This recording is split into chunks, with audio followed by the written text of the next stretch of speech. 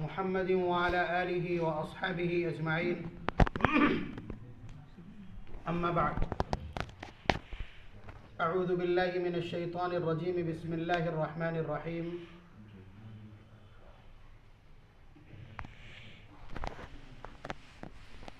إن أولياؤه إلا المتقون وقال تعالى قل إن كنتم تحبون الله فاتبعوني يحببكم الله وقال تعالى الله ولي الذين آمنوا يخرجهم من الظلمات إلى النور.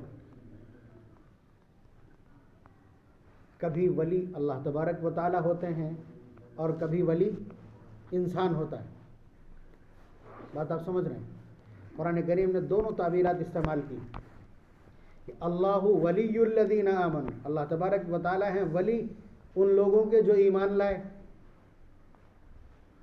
اور دوسری طرف اللہ تبارک و تعالی کیا کہتے ہیں؟ الا ان اولیاء اللہ لا خوف علیہم ولا هم یحزنون، اور کہتے ہیں ان اولیاؤہ الا المتقون، کہ اللہ تبارک و تعالی کے جو ولی ہیں وہ متقی و پرہیزگار لوگ ہیں. تو ولی کبھی اللہ تبارک و تعالی ہوتے ہیں اور کبھی ولی انسان ہوتا ہے. فلسفہ کیا ہے اس کا فلسفہ قرآن کریم کی اس آیت کے جز نے ثابت کر دیا. یہ آیت مدتوں سے آپ سنتے ہیں، سیرت کا سب سے بڑا ٹائٹل ہے، اس لیے کہ یہ ایک آتھینٹک اناؤنسمنٹ ہے. یعنی خود اللہ تبارک و تعالی نے حضور سے کہا کہ آپ اعلان کیجئے، قل، آپ اعلان کیجئے، ان کنتم تحبون اللہ، کہ اگر تم اللہ سے محبت کرنا چاہتے ہو. بڑا معاملہ ہے، بلکہ سب سے بڑا معاملہ یہ ہے. نماز کیوں پڑھتے ہیں آپ؟ روزہ کیوں رکھتے ہیں؟ زکوٰۃ کیوں دیتے ہیں؟ خیرات اور صدقات کیوں کرتے ہیں؟ قربانیاں کیوں پیش کرتے ہیں؟ نذر اور نیاز کیوں پیش کرتے ہیں؟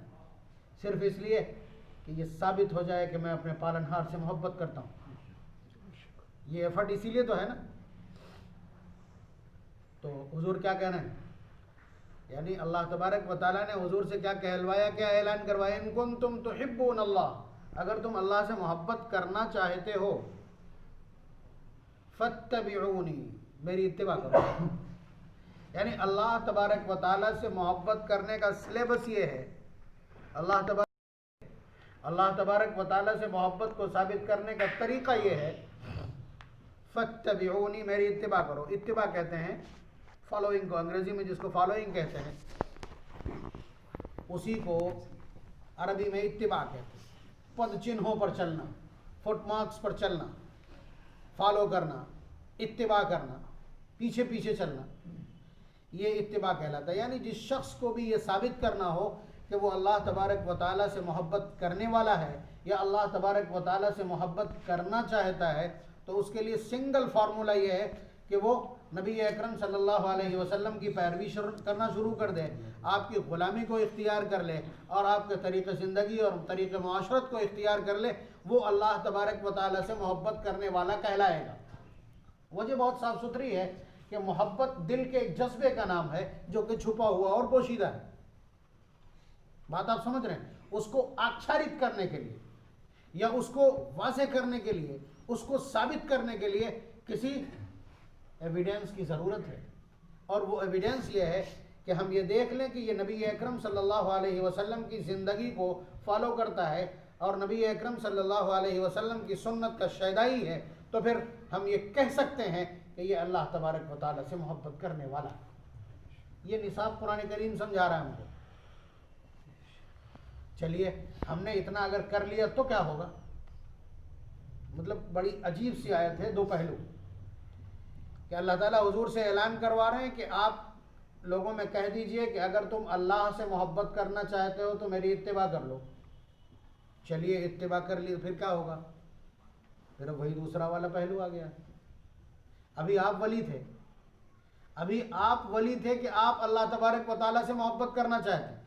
تو جو اللہ تبارک و تعالیٰ سے محبت کرتا ہو اور اس کے لیے اس نے نبی کی غلامی کا طریقہ اختیار کیا ہو، وہ شخص ولی ہو گیا، وہ انسان ولی ہے. اور جب اس نے یہ ثابت کر دیا تو اللہ تعالیٰ ولی ہے اس کے لیے. اگلا جملہ کیا ہے؟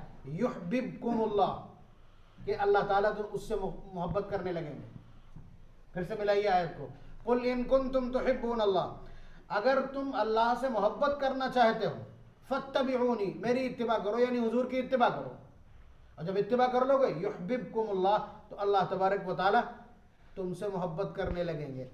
اب آپ کی محبت کی پہچان تو یہ تھی، آپ کی محبت کے لیے جو ایویڈنس درکار تھا وہ یہ تھا کہ آپ نبی اکرم صلی اللہ علیہ وسلم کی غلامی دکھلائیے اور درشائیے، اور اللہ تبارک و تعالی جب آپ سے محبت کریں گے تو اس کی علامت کیا ہوگی؟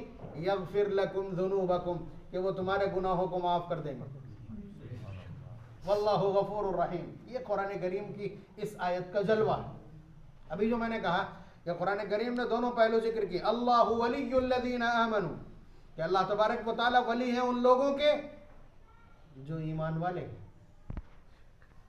ٹھیک ہے، اور اللہ تبارک و تعالیٰ کے ولی کون لوگ ہیں؟ جو نبی اکرم صلی اللہ علیہ وسلم کی غلامی کے رنگ میں ڈوبے ہوئے۔ تو ولایت دونوں جگہ ہے، قرآن کریم نے دونوں طرح کی ولایت کہتے کسے؟ ولا یلی ولایتن کے معنی قریب ہونا، قریب ہونا۔ اور آپ جانتے ہیں جب جب بندہ اللہ تبارک و تعالیٰ کی محبت، اللہ تبارک و تعالیٰ کی اتباع اور اللہ تبارک و تعالیٰ کے احکامات کی پاسداری کرتا ہے اور اس میں آگے بڑھتا جاتا ہے، وہ اللہ تعالیٰ کے قریب ہوتا چلا جاتا ہے۔ حدیث قدسی کے الفاظ ہیں کہ بندہ نوافل کے ذریعے سے میری قربت حاصل کرنے کی کوشش کرتا ہے۔ ابھی اس نوجوان نے ولایت کی پہچان کے سلسلے میں جس روایت کو نقل کیا وہ حدیث قدسی ہے، جس کے الفاظ ہیں وَمَا يَزَالُ عَبْدِي يَتَقَرَّبُ إِلَيَّ بِالنَّوَافِلِ، کہ مسلسل میرا بندہ نوافل کے ذریعے سے میرا قرب حاصل کرتا رہتا ہے۔ یہ دھیان رکھیے گا، فرائض آپ کی ڈیوٹی ہے، وہ آپ کی خوراک ہے، وہ آپ کی ضرورت کی چیز ہے۔ مثلا آپ کوئی کام کرتے ہیں، ملازمت کر رہے ہیں، اب آپ کو 20,000 روپے ملتے ہیں، اب وہی 20,000 روپے ایگزیکٹ آپ کے گھر کا خرچ ہے، ٹھیک ہے، تو اس کی وجہ سے جو آپ کا ٹائم بچتا ہے 2-4 گھنٹے، اس گھنٹے میں آ کر کے آپ کارچوب ایک کلی سی لیتے ہیں۔ یہ آپ کی پارٹ ٹائم جاب ہے جو آپ اس کو بیلنس کرنا چاہتے ہیں، اس کے ذریعے سے آپ کا مینٹیننس اوپر جاتا ہے اور آپ کی معیشت پختہ ہوتی ہے، مضبوط ہوتی ہے۔ ہر آدمی اس طرح کی کوششیں کرتا ہے، یا جس طرح سے ہم بتلائیں کہ آپ کسی کی ملازمت کرتے ہیں تو ملازمت کی ٹائمنگ ہے صبح 10 بجے سے لے کر کے شام کو 6 بجے تک، سپوز دیٹ، ٹھیک ہے، اس بیچ میں جو آپ کام کرتے ہیں اس کی تنخواہ آپ کی طے ہے، اس بیچ میں آپ غیر حاضر ہوں گے تو آپ عتاب کا شکار ہوں گے۔ لیکن کوئی آدمی کسی کے دکان پر اتنی دیر کام کرتا ہے یا اس کے کارخانے میں اتنی دیر کام کرتا ہے، فیکٹری اور آفس میں اتنی دیر کام کرتا ہے، پھر اس کے بعد وہ 2-4 گھنٹے گزارنے کے بعد شام کو 8 بجے پھر اس کے گھر پہنچ جاتا ہے کہ سر میرے لائق کوئی کام ہو، میرے لائق کوئی اور کام ہو تو بتلا دیجئے، گھر کا کوئی سامان لانا ہو تو بتلا دیجئے۔ آپ بتلائیے، ایک آدمی وہ ہے جو صرف ڈیوٹی کرتا ہے، اس کے لیے مالک کے دل میں محبت نہیں ہوتی، آپ سمجھ رہے ہیں؟ جو محبت اور عقیدت ہوتی ہے یا شفقت اور مہربانی ہوتی وہ نہیں ہوتی۔ لیکن جو آدمی الگ سے آ کر کے اس سے پوچھ بھی رہا ہے کہ گھریلو کوئی کام ہو، وہ ٹائمنگ تو ہماری الگ ہے، لیکن آپ ہمارے بڑے ہیں اور آپ کے ذریعے سے ہماری معیشت چل رہی ہے، آپ مجھے کوئی کام ہو اپنا ذاتی تو بتا دیجیے۔ ایسے شخص کے اوپر بڑی مہربانی کرتا ہے مالک، یعنی تہوار کا وقت ہو تو اس کی ضرورت کو پوچھے گا، کوئی پریشان ہو تو اس کی پریشانی کو بھی دیکھے گا، سب کچھ تنخواہ کنارے، لیکن اس کے بعد الگ سے جو نوازشات اور عنایات ہوتی، یہی حالات نوافل کا ہے۔ یہاں نوافل کو باقاعدہ بیان کیا کہ وَمَا يَزَالُ عَبْدِي يَتَقَرَّبُ إِلَيَّ بِالنَّوَافِلِ، کہ میرا بندہ نوافل کے ذریعے سے، ایکسٹرا ڈیوٹی کے ذریعے سے میرا تقرب حاصل کرتا ہے، حَتَّى أُحِبَّهُ، یہاں تک کہ میں اس سے محبت کرنے لگتا ہوں۔ اللہ تعالیٰ بتا رہا ہے ایک تو فرائض ادا کرنا، جو شخص تہجد میں کھڑے ہو کر کے یا مغرب کے بعد 6 رکعتیں طویل اوابین کی پڑھتا ہے، یا چاشت اور اشراق کا بھی عادی ہے، یا مسلسل ذکر اور اذکار میں مصروف رہتا ہے، تو یہ اس کا ایکسٹرا ایفرٹ ہے، ایکسٹرا جاب ہے اس کی، جو وہ اللہ تبارک و تعالیٰ کی طرف بڑھنا چاہتا ہے۔ تو اللہ تعالیٰ فرماتے ہیں کہ وہ مجھ سے اتنا الجھ جاتا ہے، وہ میرا اتنا پیچھا کرتا ہے کہ میں اس سے محبت کرنے لگتا ہوں۔ یہ حدیث قدسی کے الفاظ ہیں، حتیٰ احبہ۔ اور پھر اس کے بعد جو کچھ کہہ رہے ہیں وہ آپ کی سمجھ سے بھی شاید پرے ہو، لیکن الفاظ پھر بھی سمجھ لیجئے۔ فَإِذَا أَحْبَبْتُهُ، میں جب اس سے محبت کرنے لگتا ہوں، میں جب اس سے محبت کرنے لگتا ہوں، آگے کے جملے اب اچنبھت کر دینے والے. کنت سمعہ الذی یسمع بہ، میں اس کا کان بن جاتا ہوں جس سے وہ سنتا ہے.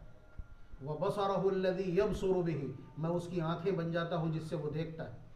ویدہ التی یبطش بہا، اور میں اس کا ہاتھ بن جاتا ہوں جس سے وہ پکڑتا ہے. ورجلہ التی یمشی بہا، اور میں اس کا پیر بن جاتا ہوں جس سے وہ چلتا ہے.